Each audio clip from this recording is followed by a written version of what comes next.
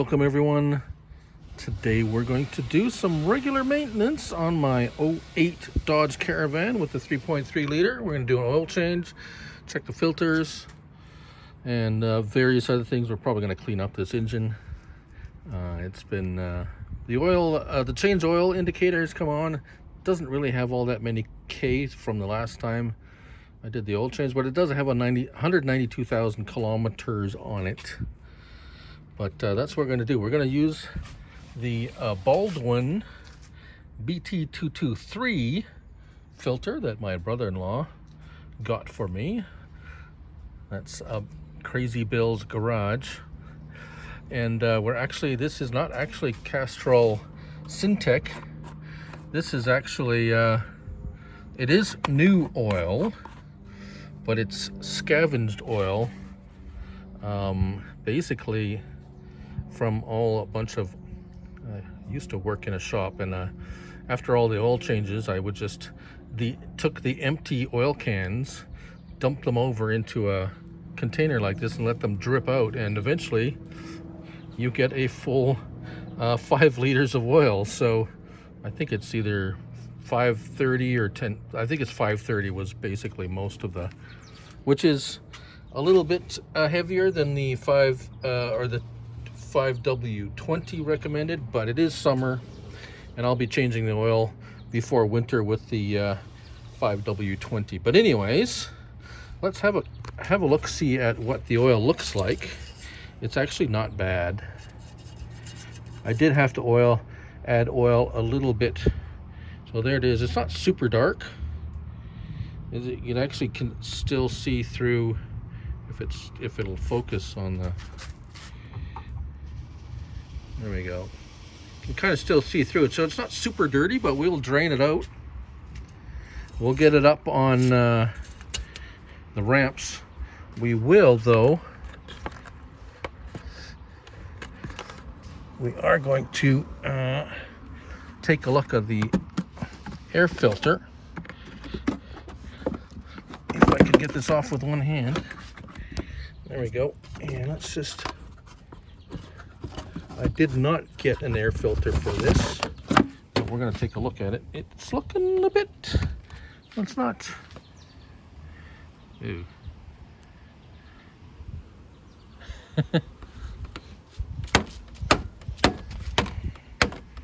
Probably should use, it's not super terrible dirty. It's not super clogged. I might blow it out. We'll blow that out later. I'll get another air filter for it, but not today. I did notice that our coolant level is, well, wanting, shall we say. So actually I have some, let's go into my stock of, I got some pre-mixed here, so that's actually will do. I did not, I know there's Chrysler specific coolant. This was green. We'll get a funnel, do it the right way. And let me find a funnel. All right, so we have our oil pan ready. We're safely up on the ramps. I've got my wheel chocks in place. If you want to see how I made those out of 2x4s and some deck screws. So yeah, I got a video for that. But for this project, I have my oil filter wrench. We have the new filter with the seal lubed up, and we have my handy dandy that's gonna fall off. My handy dandy oil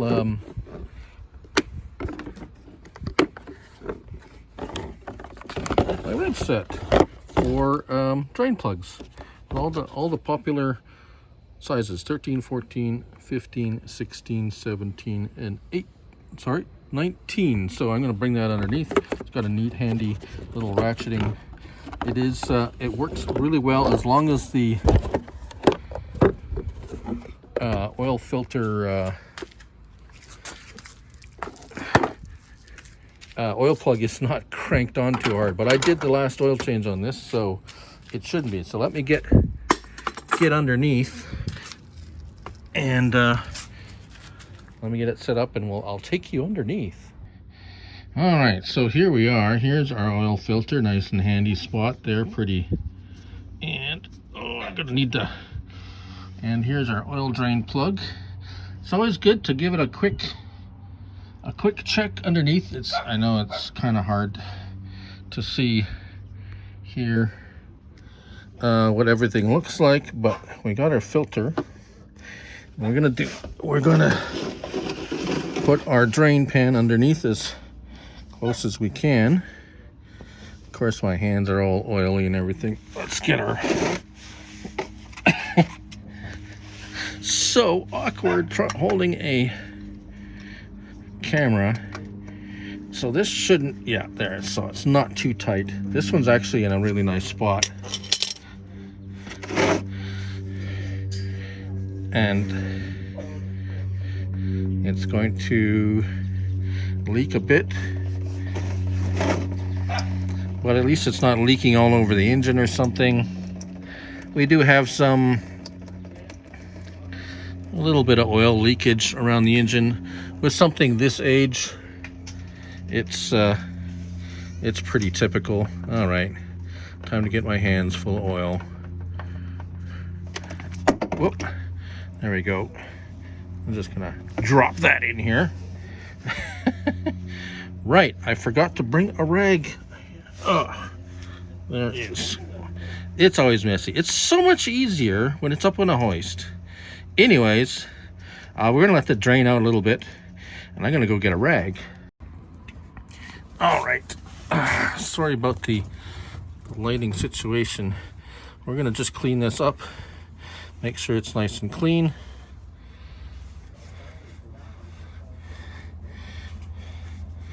And we have the new one ready to spin on.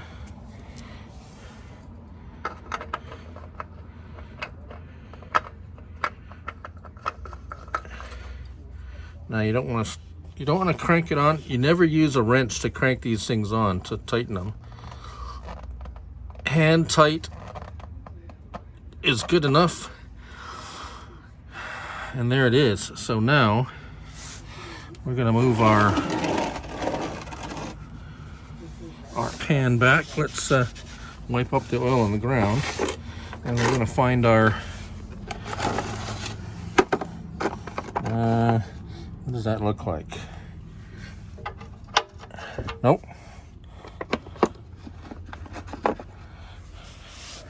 There we go. It looks like it's a 14. Indeed it is a 14. There it is. It's magnetic too, so it's really, these things are really awesome. Napa has these sets, and we should be, that's tightening, that's loosening. Oh, come on. Okay, looks like I'm gonna have to fight with it. Oh, well, that was on way too tight. I don't remember tightening it that tight. I don't know. Some gremlin must have been under here. Let's get this off, and this bug off, crawling off my ear. Ah! Bad aim. Right. So we're gonna let that drain for a while. Tighten her back up, and then we'll go up top. All right. So after making a big mess, which we'll have to clean up later,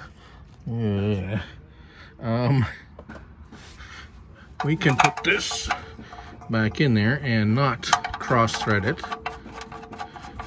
or put it on too tightly, as apparently I did before. I don't know why. I know that, like I said, there must have been gremlins or something in here. You just want to give it a good, nice, snug, not hammer it on or anything. Just give it a nice, snug tug. If it does leak a little bit, you can always go in and tighten it, but you don't want to over tighten it. Strip screws, then you're ended up taking off the oil pan, replacing oil pan. Oh, all sorts of nasty stuff. Right, so let me yank out this, clean up this, and we'll start adding oil. All right, so now we got our trusty funnel. We're gonna open up our filler cap. Let's put that somewhere safe where we're not gonna forget it. Insert our funnel. It's gonna be a little bit, why do they, oh, okay, is that gonna stay? I doubt it. Now, it's still up on the ramps. You'd never want to start the engine without any oil. That should be obvious, but I have to say it. This is not a tutorial. This is just me changing my own oil. And we're going to try not to spill a bunch of oil like that. I'm gonna have to hold this. I can't hold on. All right, so I've set up so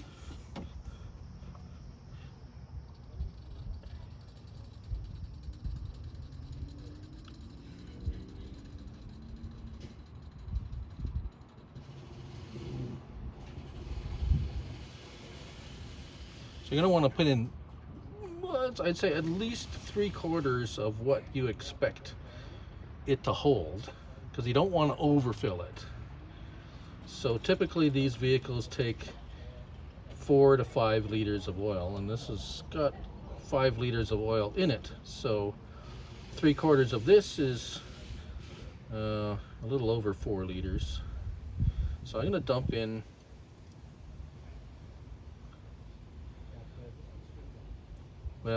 most of this jug.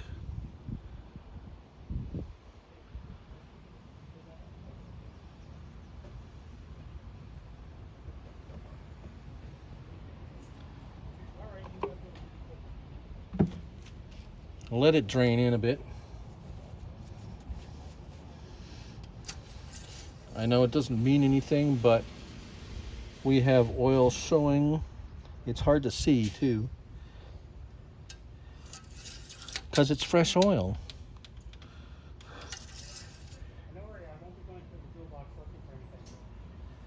So it's still showing low.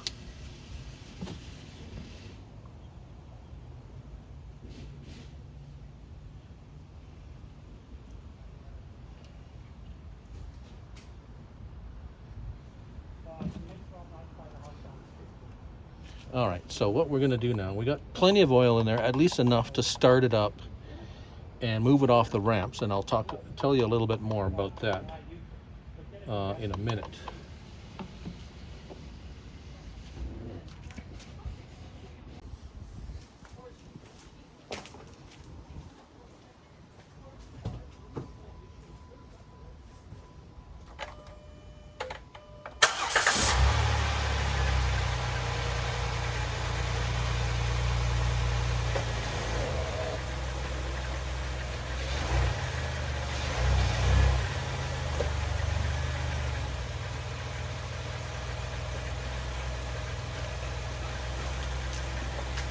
It helps if I take the wheel chocks out.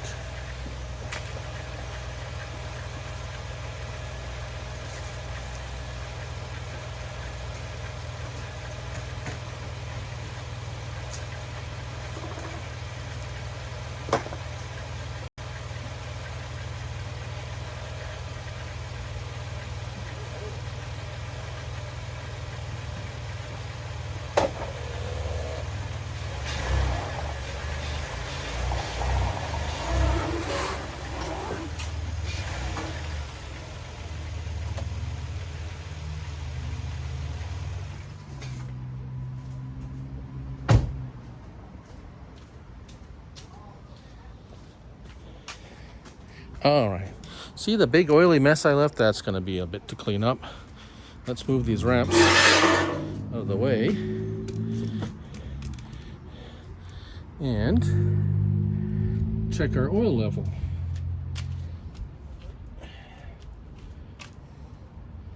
Preferably a clean rag. We're gonna clean up this engine compartment after too.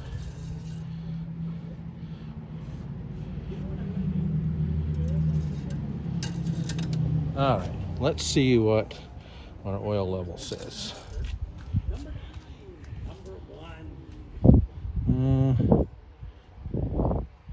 It's really hard to tell.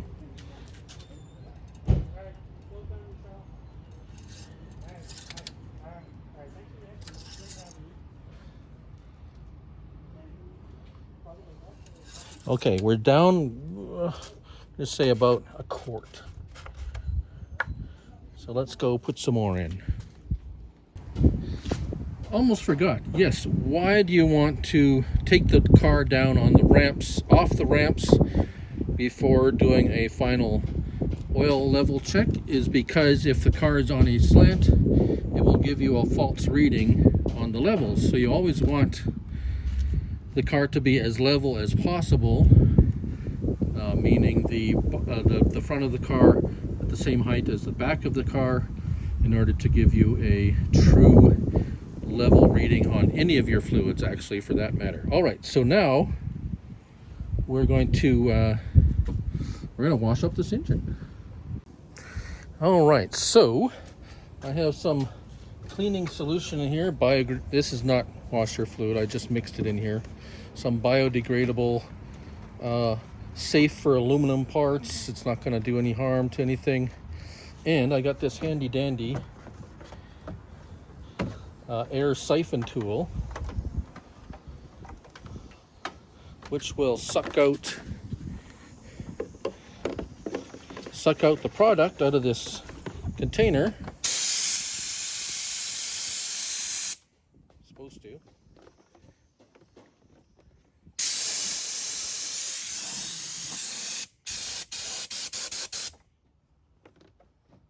It worked before. Come on. Oh, there we go. The end was curled up. There we go.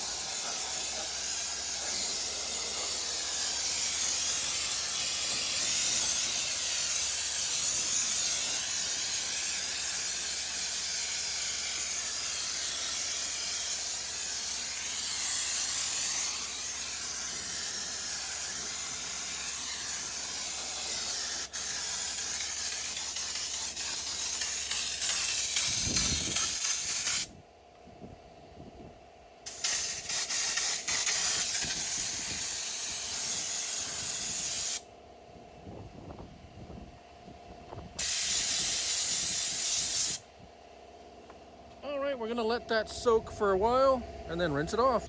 All right, we better rinse it off before she dries on there. Let me turn on the water first. It always helps when you turn on the water.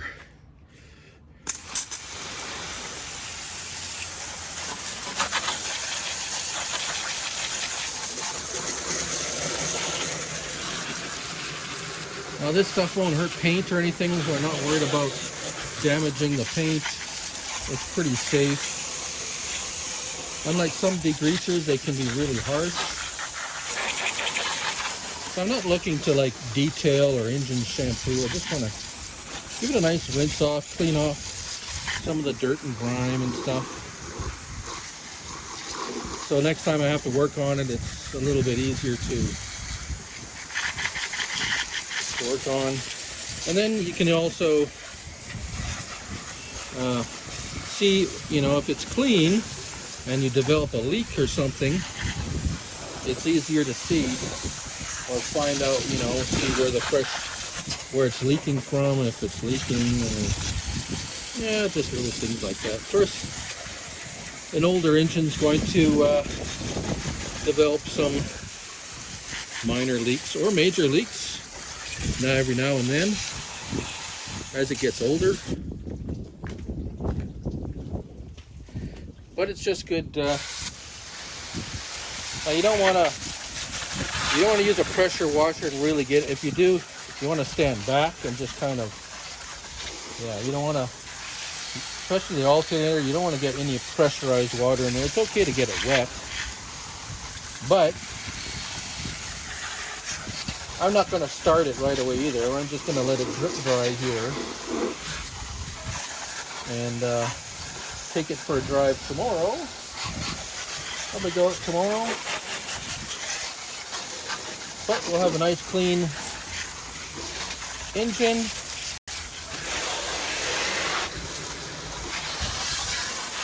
And next time I have to work on it, it'll be nice and fresh. And I get to clean off the driveway a little bit while I'm at it. So there you have it. That's my oil change routine, basically. Thanks for watching. And yeah, like always, do what you love and love what you do. Till the next one, bye for now.